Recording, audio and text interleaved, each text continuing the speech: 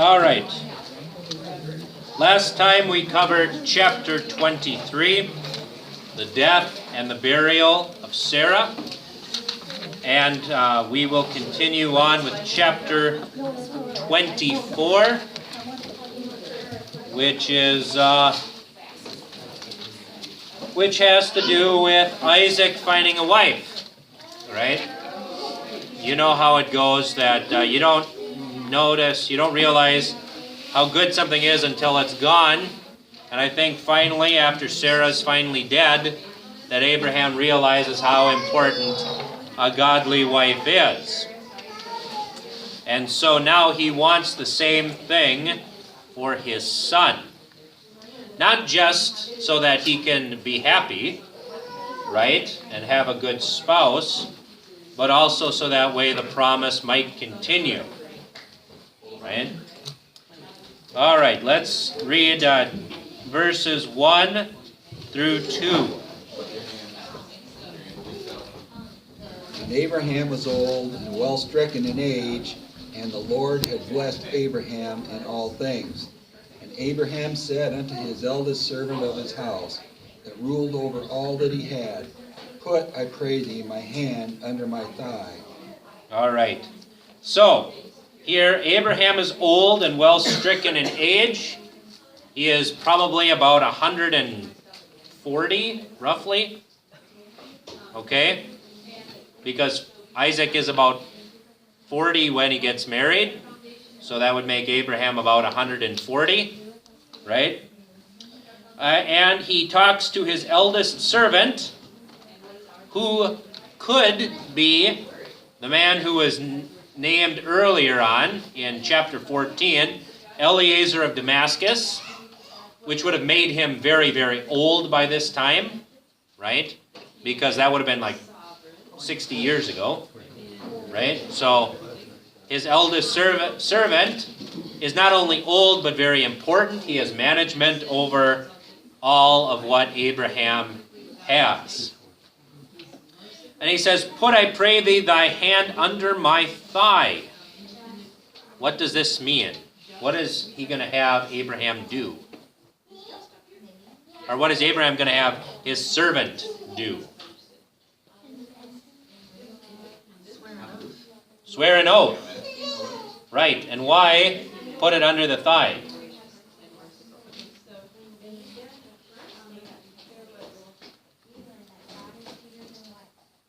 Anybody?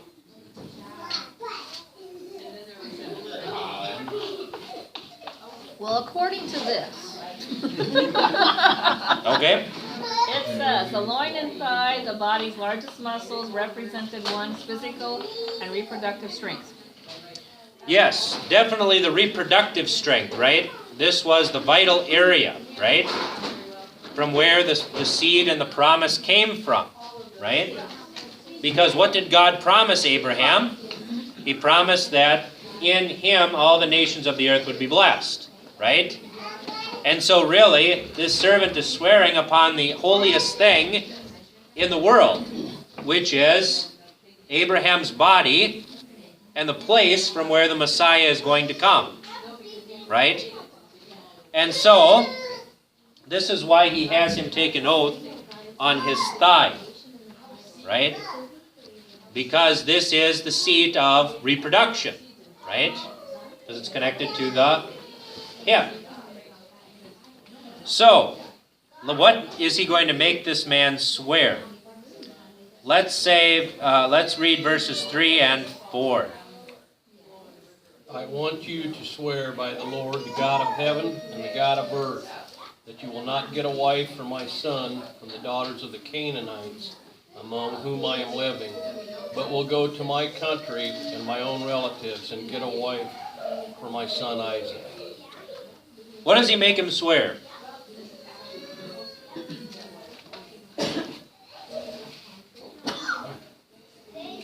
That he doesn't take any wives from the land of Canaan. Why? Because he wants them to be godly wives. Right. Like his Sarah. Right. He wants a godly wife for his son, right? And the Canaanites are obviously not godly. And in fact, not only do they worship other gods, but they also do detestable practices, right? That comes a little later with like Molech, which is even more detestable. I mean, that's a real low period in, So the Canaanites are not only pagans, but what else are they doing? They're heaping up judgment for themselves. Because 430 odd years later, when the children of Israel return to Canaan, what are they going to do? Right, they are going to execute God's judgment upon these pagans. Right?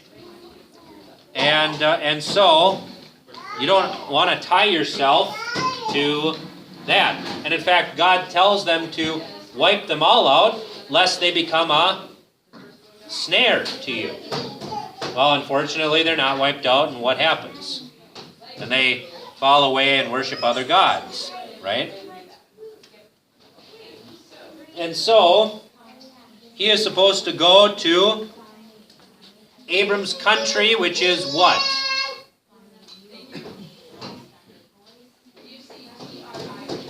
Anybody remember Abram's country?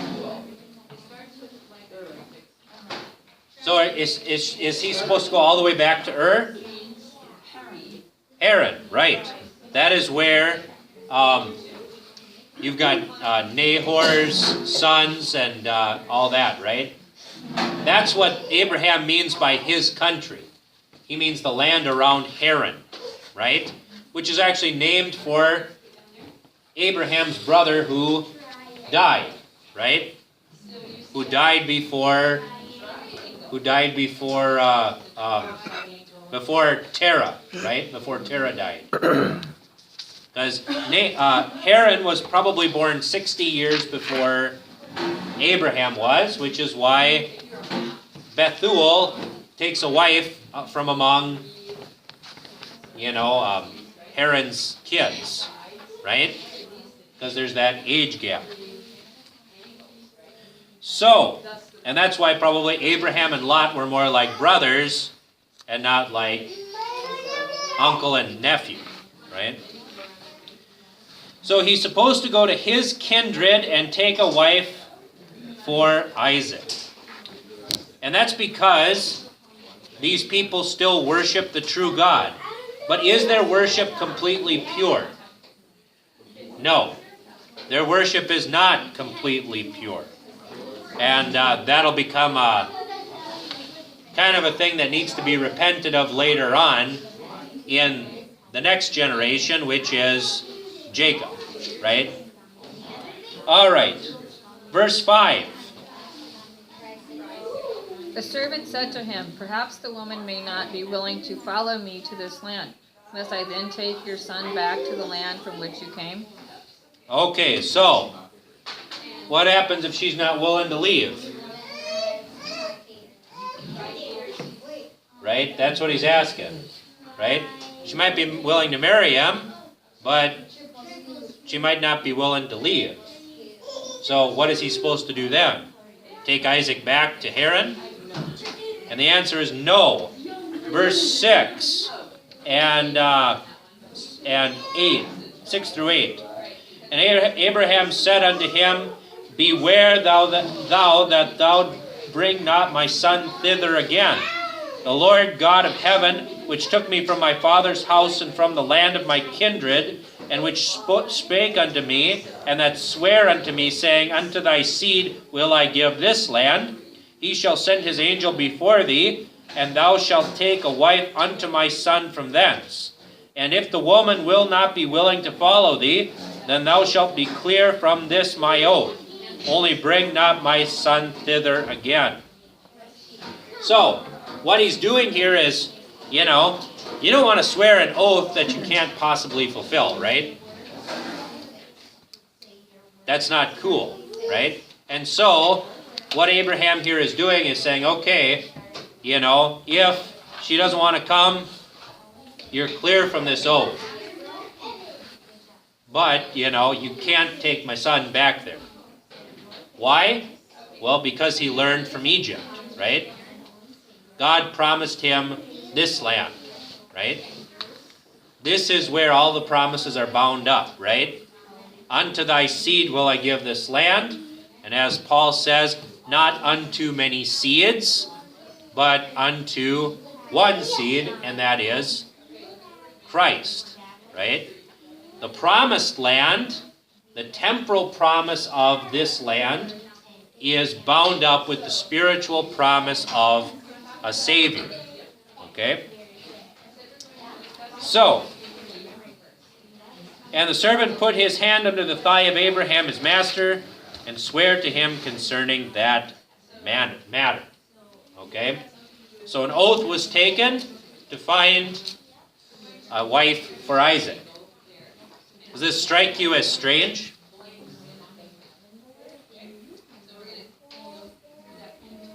No? Is this how you found wives for your kids or husbands? Say that again? In their time, didn't they have arranged marriages? Yes, they did. We still have arranged marriages today in places like India, Japan, right? So, yeah, who is not consulted in any of this? Isaac. Why? Think there's a reason? Well, there's actually a lot to that. I mean, honestly, there is a lot to that, right? Parents don't always know best, but oftentimes they know better, right? Which is why, when your kids are getting married, what should the son do and the daughter do? Ask the parents' permission. Yeah, ask the parents' permission, right? Because, and this is not just a good thing to do, right? This is actually a biblical practice.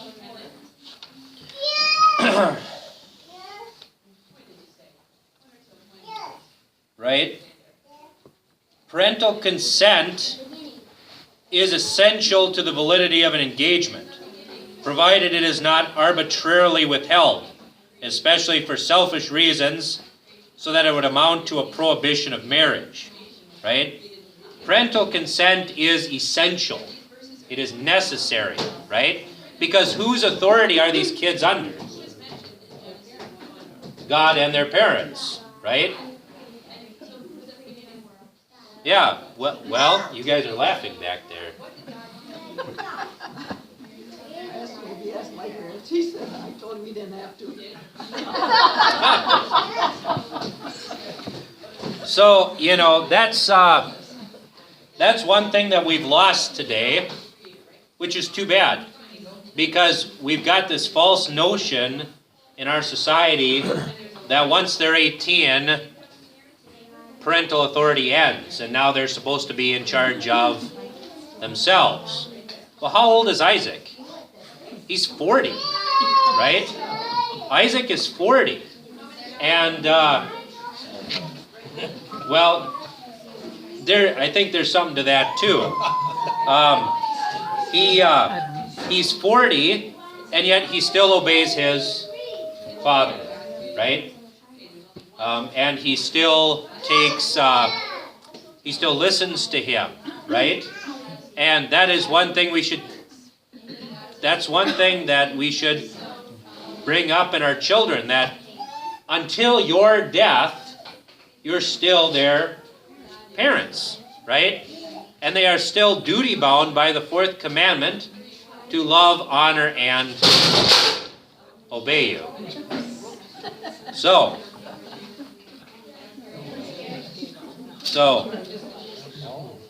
well, that's good. So, anyways, what was that?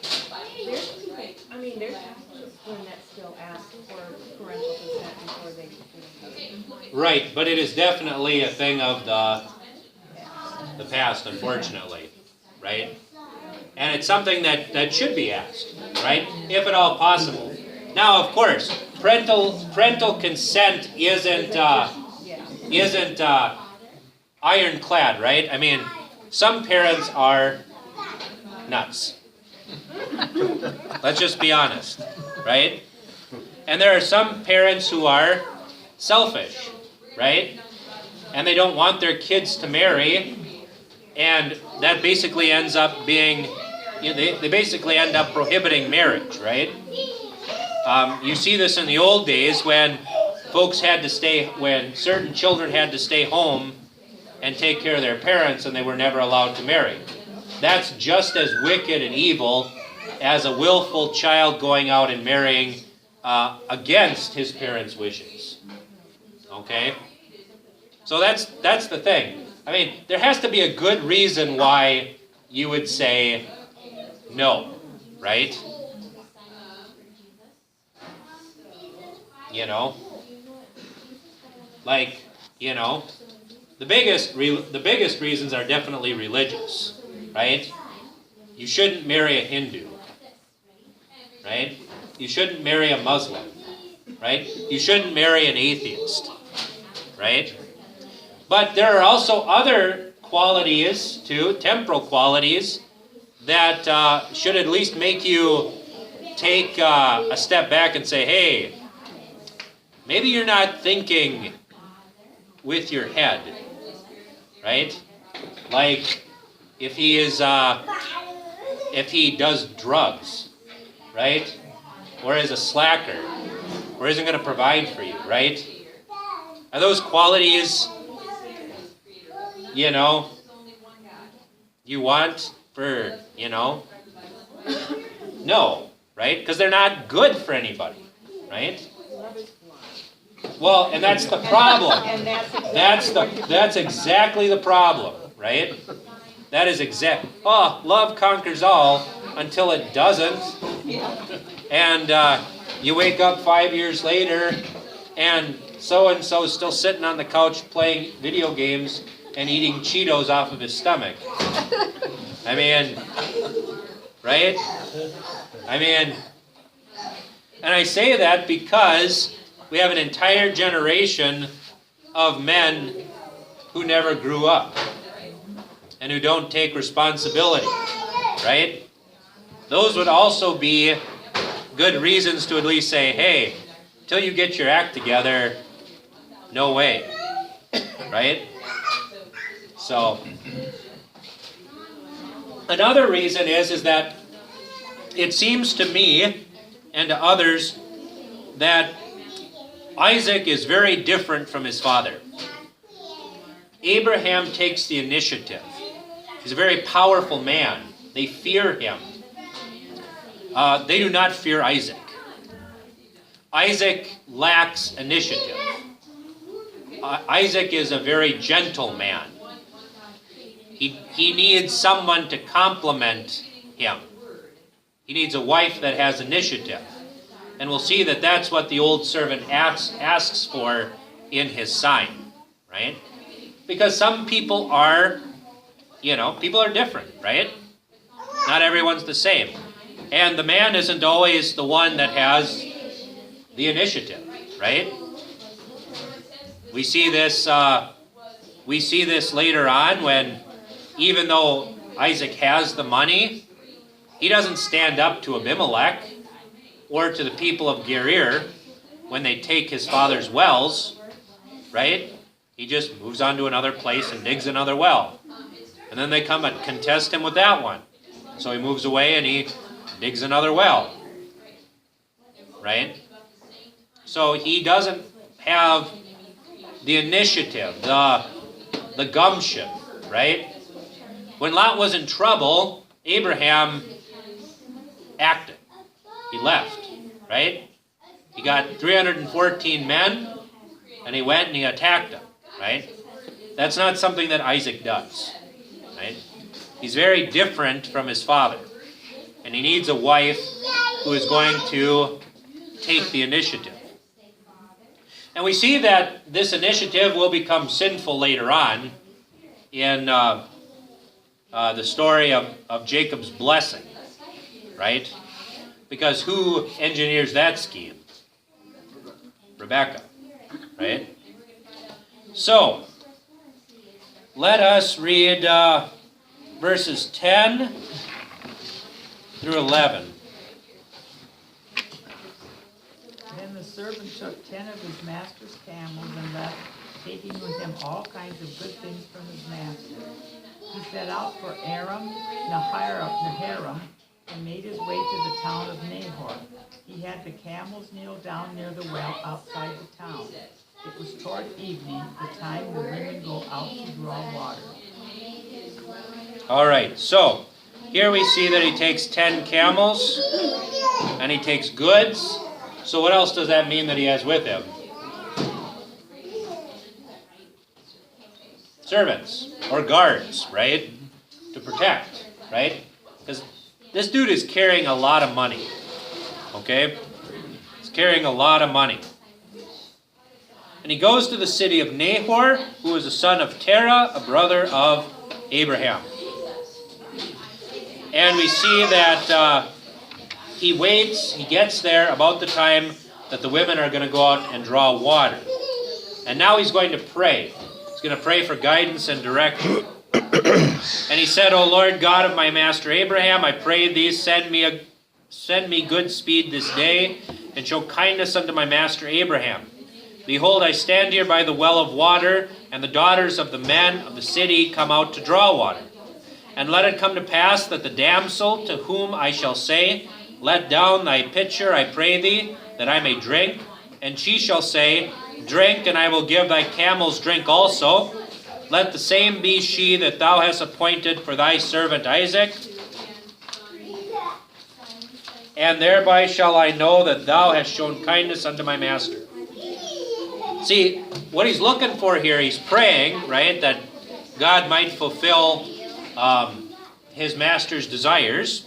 And that's what we heard today in the epistle lesson, right? That God gives us more than we can even ask or think, right? And what he's asking for here is, let the girl, this damsel, this young unmarried woman who comes and lets down the water, and I ask her, give me water, please. She is also going to water the camels, right? So she not only does what he asks, but goes the extra mile, right?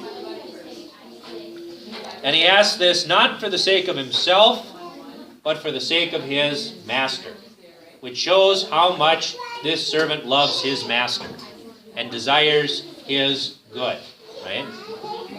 This is something that we should do. We should pray also for our employers, right? And ask God's good, that God might be kind to them too, right? So, what happens next? Verses 15 and 16.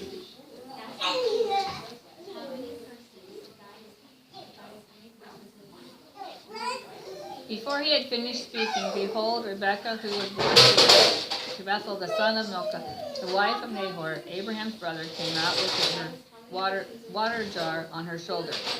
The young woman was very attractive in appearance, a maiden whom no man had known. She went down to the spring and filled her jar and came up.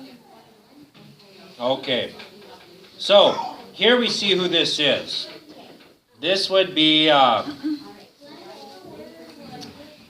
let's see here. So, Rebecca would be, because Nahor would be Isaac's uncle, and so Bethuel would be his cousin, right? And so Rebecca would be Isaac's first cousin once removed.